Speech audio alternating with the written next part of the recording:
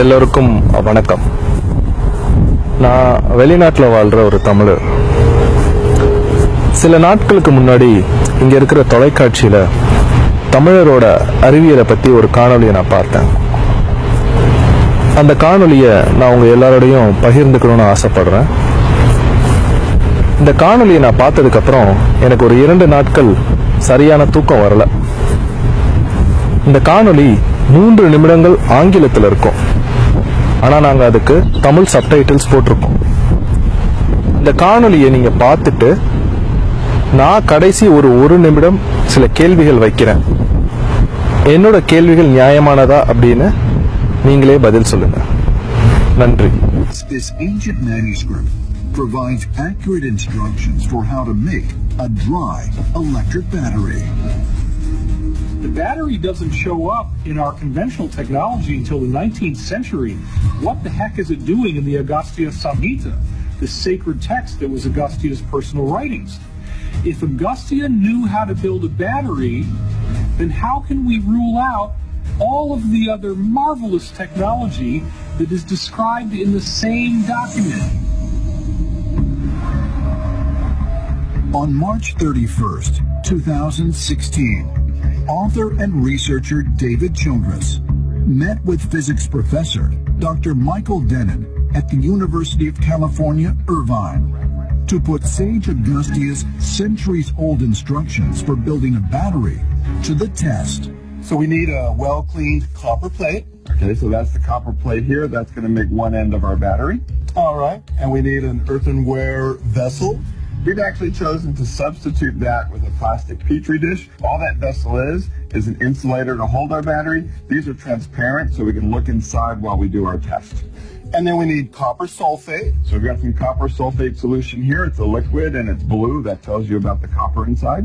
Okay, and we need moist sawdust. We're going to actually start with dry sawdust, and when we add the copper sulfate in our battery, it'll become our moist sawdust.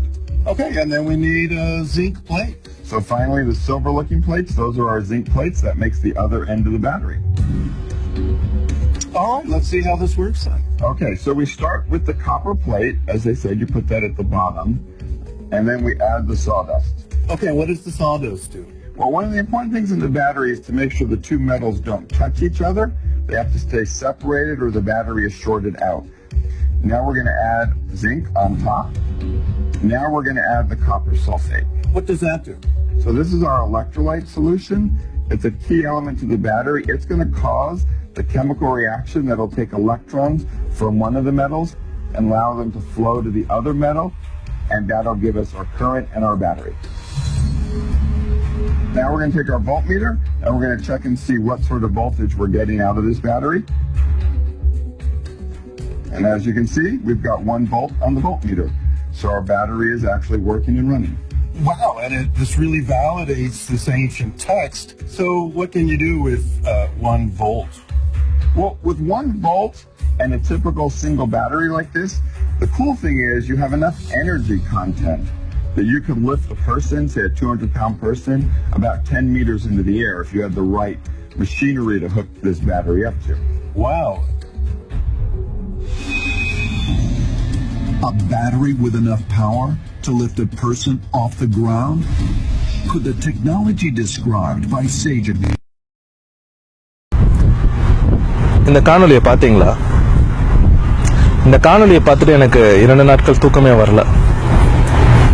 உலகத்துக்கே கலை, அறிவியல், பண்பாடு, கலாச்சாரம், நாகரீகம், அறிவியல், வேளாண்மை எல்லாவற்றையும் கற்றுக் கொடுத்தது தமிழர்கள் தான்.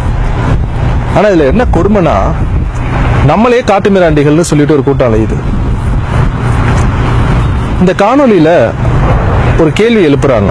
என்னன்னா, பல ஆயிரம் வருடங்களுக்கு முன்னாடியே அகத்தியர்னால இவ்வளவு துல்லியமா பேட்டரி கண்டுபிடிக்க முடியும்னு சொல்றதுனா, அவர் சொன்ன மற்ற விடயங்கள்லாம் எப்படி தவறா இருக்குன்னு கேட்கிறாங்க. உதாரணத்துக்கு சித்த மருத்துவம், இது எப்படிங்க தவறா இருக்கும்? தமிழர்களாகிய நாம எல்லாத்தையும் கற்றுக் கொடுத்துட்டு வேறற்ற மரங்கள் போல இருக்கும். இப்ப இது ஒரு கொடுமையான காலகட்டம். நான் அடிக்கடி என் நண்பர்கள் கிட்ட சொல்றது உண்டு. வெள்ளைக்காரர்கள் எப்ப இந்தியாவோட வர்த்தகம் பண்ண ஆரம்பிச்சாங்களோ அதற்கு அப்புறம் தான் அவங்க நிறைய இன்வென்ஷன்ஸ் அப்படின்னு கண்டுபிடிக்கிறாங்க மாடர்ன் சயின்ஸ்ல. உதாரணத்துக்கு இந்த காணொலியில வோல்ட் மீட்டர் அப்படின்னு நீங்க பார்த்திருப்பீங்க இல்லையா? அதை கண்டுபிடிக்கிறது 18ஆம் நூற்றாண்டுல அலெக்சாண்டர் வோல்ட் அப்படின்றவர் கண்டுபிடிக்கிறார். அதனாலதான் வோல்ட் மீட்டர்னு சொல்றாங்க. அவர் எப்படி திரும்ப கண்டுபிடிக்கிறார்? பேட்டரிய துத்தநாகம் ஜிங்க், காப்பர் செப்பு, இந்த 2 தகடுகளையும் வச்சு எலக்ட்ரோலைட் வச்சுதான் கண்டுபிடிக்கிறார். இது முழுக்க முழுக்க அகத்தியர் சொன்னதுங்க. தமிழராகிய நாம முதல்ல வீர சைவர்கள் அப்படின்னா என்னன்னு போய் பார்க்கணும். சைவ சித்தாந்தம்னா என்ன, தமிழர்களுக்கு தமிழ் மொழிக்கு வீர சைவர்கள் எவ்வளவு தூரம் தங்களை அர்ப்பணிச்சிருக்காங்கன்றத பார்க்கணும். சித்தர்களை பத்தி படிக்கணும். சித்தர்கள் ஒரு வாழ்வியல் முறையே நம்மளுக்கு உருவாக்கி கொடுத்திருக்காங்க. இளைய தமிழ் சமுதாயத்தினருக்கு நான் இந்த காணொலியை சமர்ப்பிக்கின்றேன். நீங்க இந்த காணொலியை பார்த்துட்டு உங்களோட நண்பர்களோடையும் இதை பகிருங்கள். அப்பதான் நம்மளோட பெருமை எல்லோரையும் போய் சென்றடையும். நன்றி.